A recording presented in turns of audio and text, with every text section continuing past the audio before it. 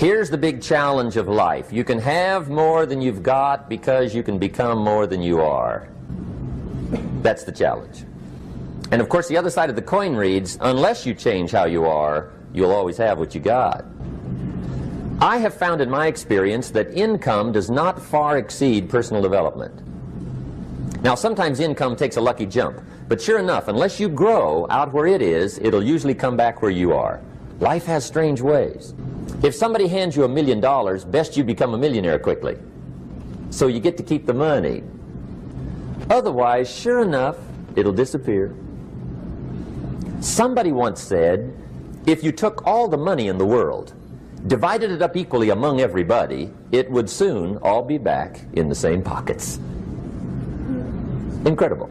Success is something you attract, not something you pursue. Success is looking for a good place to stay.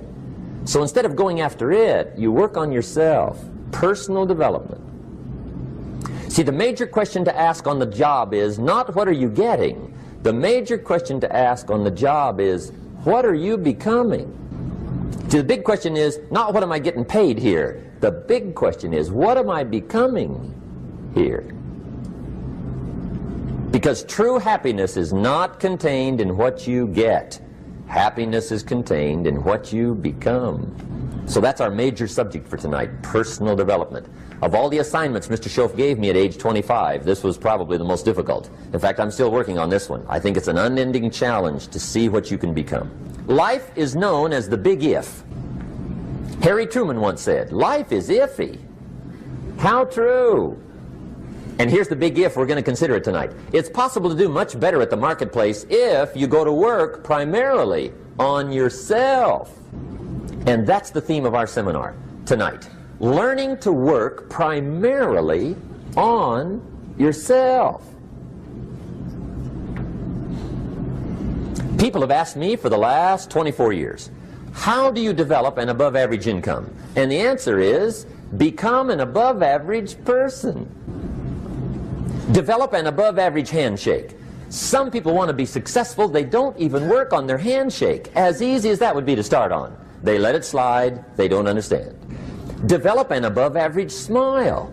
Develop an above average excitement. Develop an above average interest in other people. Develop an above average intensity to win. See, that'll change everything. Probably one of the most frustrating experiences in life is looking for an above average job with above average pay without becoming an above average person. It's called frustration. And Mr. Schoaf gave me probably the greatest clue he gave me when I first met him. He said, Jim, if you want to be wealthy and happy the rest of your life, just learn this lesson well. He said, learn to work harder on yourself than you do on your job.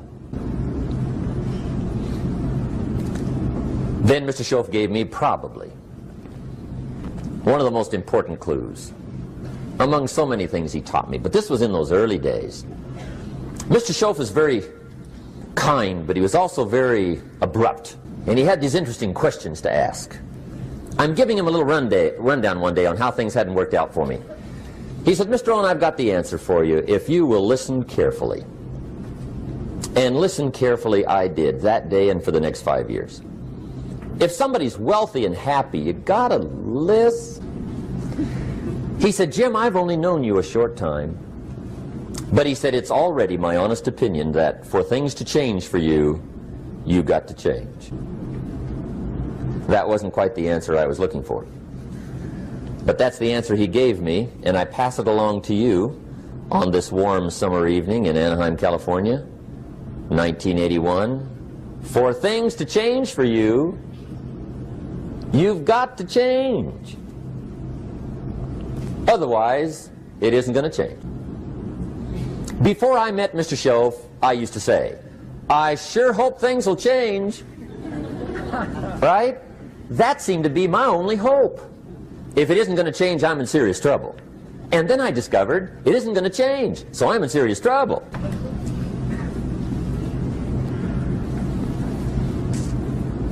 See, I can tell you what the 80s are going to be like. You have dropped into the right place. I did a seminar one time for Standard Oil executives and management in Honolulu. And we're having a conference one day on this big conference table. And one of them said to me, "Mr. Rohn, you know some fairly important people halfway around the world. What do you think the 80s are going to be like?" I said, "Gentlemen, I do know the right people. I can tell you." So they all listened very carefully. And I said, "Gentlemen, based on my wide experience, I can really honestly say to you, in my opinion, in the 80s, it's going to be about like it's always been." Aren't you glad you came? That's inside. I don't pass that around just everywhere. Now, of course, I said that to make a point, but I also said it because it's accurate. It's going to be about like it's always been. It isn't going to change. The tide comes in, and then what? It goes out. For 6,500 years that we know of, recorded history, and probably long before that. So it is not going to change. It gets light, and then what? It turns dark. 6,500 years. See, it's not likely to change. And we're not to be startled by that. And if the sun goes down, the guy says, "What's happened? What's happened?" It means he hasn't been here long, I guess, right? It always goes down about this time. The guy says, "Well, I don't like that arrangement." Well, you got to talk to somebody besides me, right? It gets light, then it turns dark. In rotation, the next season after fall is what? Winter. Pray tell, how often does winter follow fall? Every year regularly for the last 6,500 that we know of. See, it is not going to change. Now, some winters are long, and some are short, and some are hard, and some are easy, but they always come right after falls. It isn't going to change. Sometimes you can figure it out, sometimes there's no way to figure it out. Sometimes it goes well, sometimes it gets in a knot. Sometimes it sails along, sometimes it gets in reverse. See, that's not going to change. The last 6,000 years reads like this: opportunity mixed with difficulty. That's how it reads. It isn't going to change. The man says, "Well, if it isn't going to change, how will my life ever change?" Answer, when you change. And whether I'm talking to high school kids or business executives, my message is always the same. And it goes like this: the only way it gets better for you is when you get better.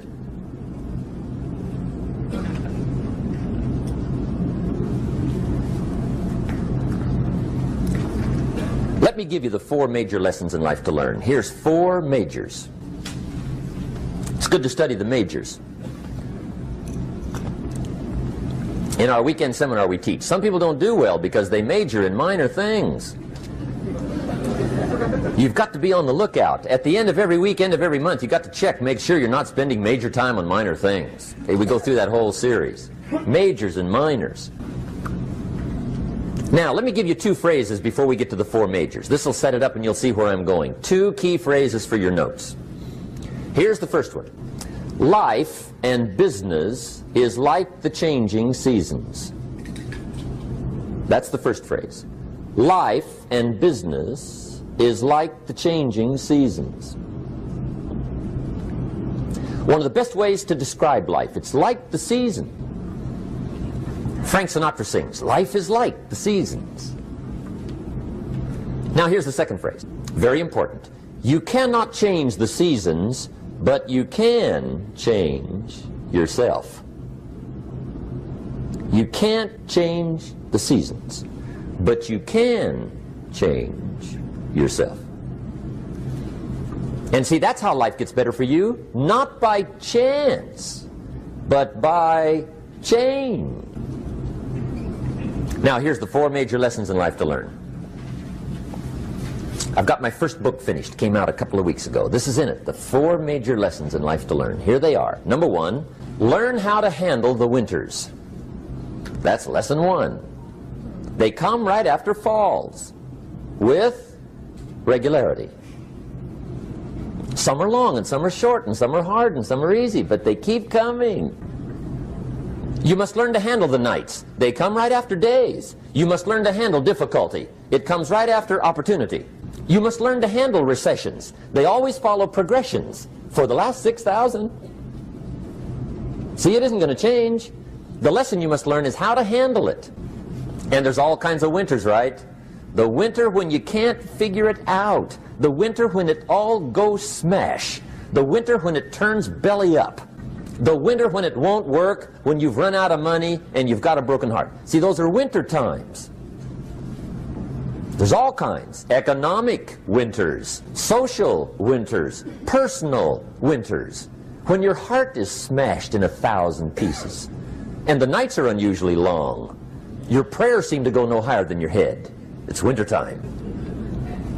Barbara Streisand sings, "It used to be so natural to talk about forever, but used to be's don't count anymore. They just lay on the floor till we sweep them away. You don't sing me love songs, and you don't say you need me, and you don't bring me flowers anymore." A song of winter. But see, the disappointments come. Those are normal. That's part of life.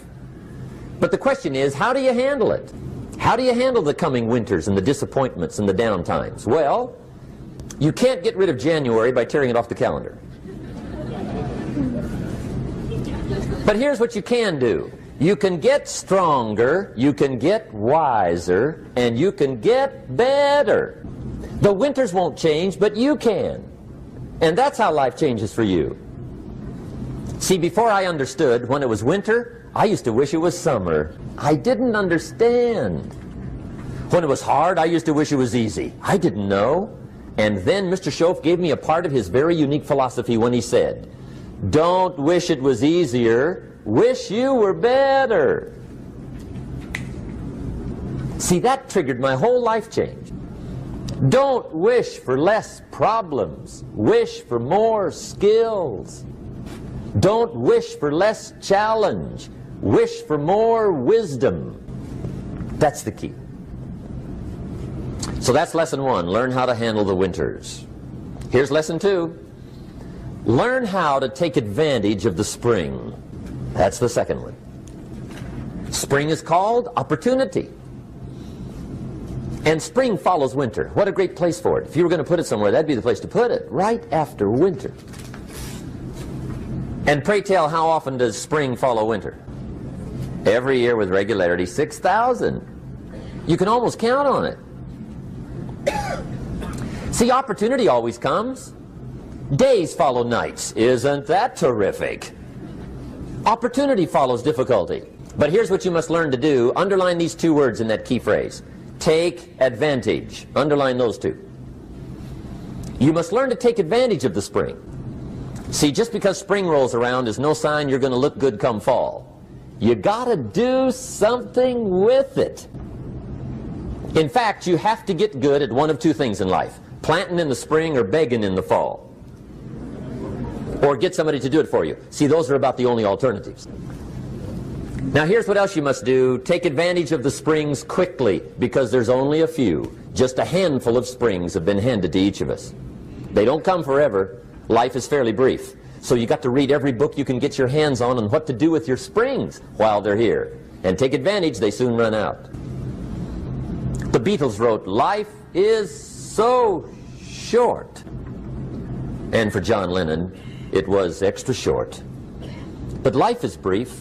Elton John sings, "She lived her life like a candle in the wind." It's brief. So whatever you're going to do with your life, you got to get at it. Don't just let the springs pass. Here's the third major lesson in life to learn. Learn how to protect your crops all summer. You got to take care of what you start. Sure enough, as soon as you've planted your garden in the spring, the busy bugs and the noxious weeds are out to take it. And here's the next bit of truth. They will take it unless you prevent it. And that's the third major skill to learn. You've got to learn to prevent the intruder from taking all the good you start. It's one of the challenges. Here's 2 key phrases under number 3. First one, all good will be attacked. On this planet. Maybe not the next one we get to, but on this one, all good will be attacked. Every garden will be invaded. Not to think so is naive. And here's the second phrase. All values must be defended.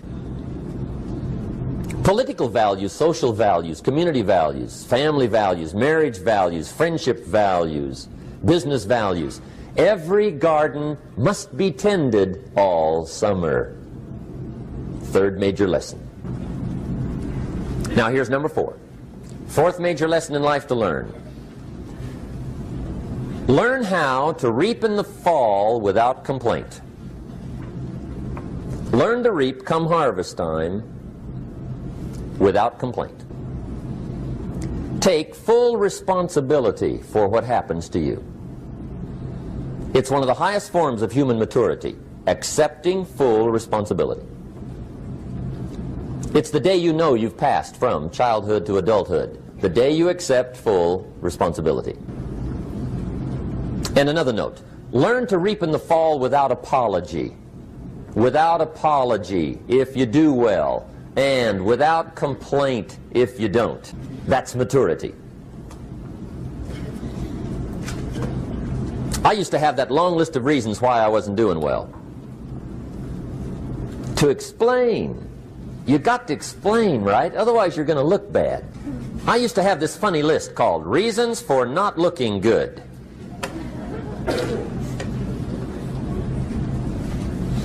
I used to blame the government.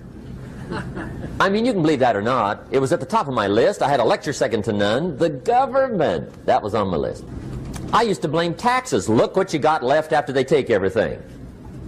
And they expect you to do well. That was on my list there. Prices, that one's easy, right? You walk into the supermarket with $20, come out with a little half bag. So I had that on my list. I used to blame the weather. I blamed the traffic. I used to blame my car. I blamed the manufacturers. I used to blame the company. I blamed company policy. I used to blame the training program. I blame my negative relatives. They were always putting me down. I blame my cynical neighbors. They're just selfish, looking out for themselves. Won't loan you money? They were on my list.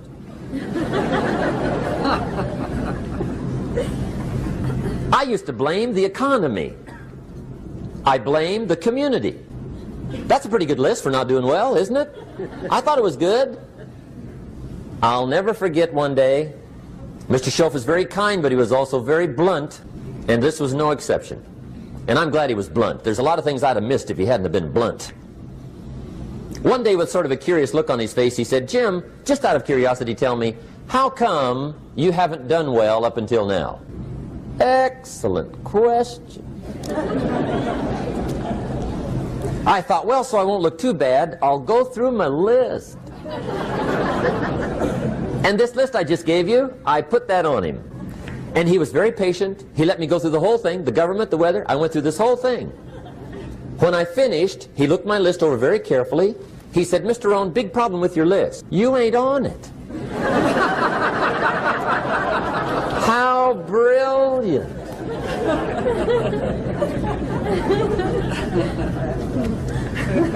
When I went to work for him a few months later, I learned very quickly to tear up my list, reasons for not doing well, and I threw it away. And I got me a fresh piece of paper.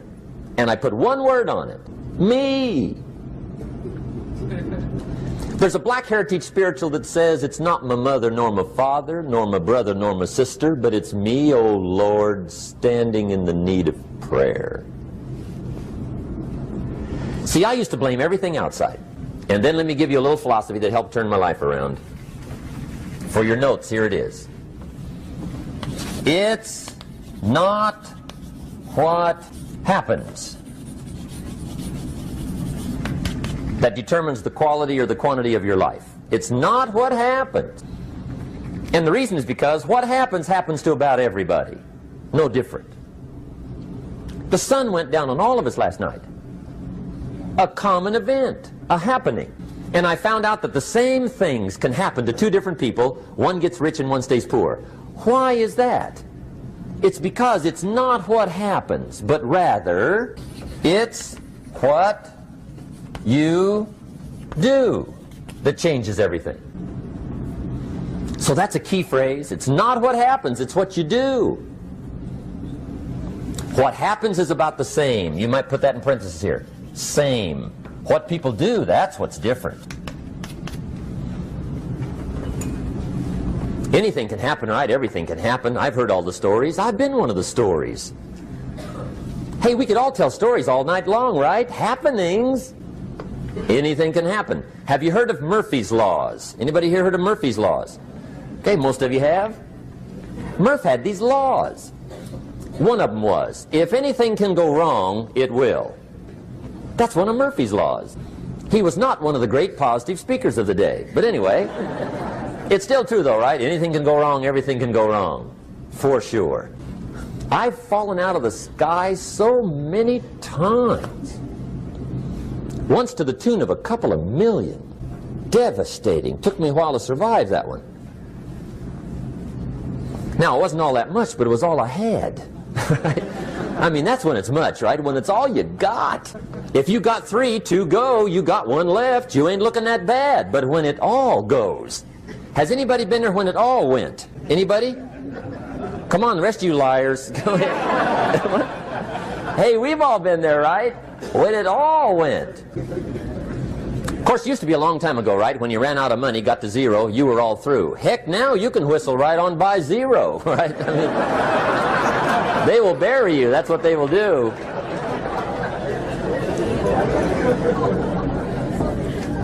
But see, those are the happenings, right? Everything can happen. Anything can happen. But it's not the happenings. It's what you do about it. Somebody says, yeah, but you don't understand the disappointments I've had. Come on. Everybody's had their share. Disappointments are not special gifts reserved for the poor. Everybody has them. The difference is what you do about them. It's not the weather. I used to blame the weather, and I discovered it rains on the rich. So see, that won't help. 2 men wake up one morning, there's a rainstorm on. One of them looks out his window, sees the rainstorm, and he says, wow, what a storm. With weather like this, they can't expect you to go out and make sales. He stays home.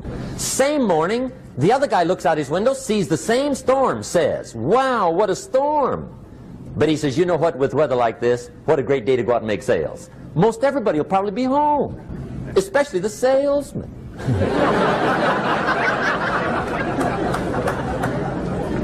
See, that's the difference in how your life works out. It's not what happens, it's what you do. So here's one of the key questions of the evening. Starting tomorrow, what are you going to do that'll make a change in your life's direction?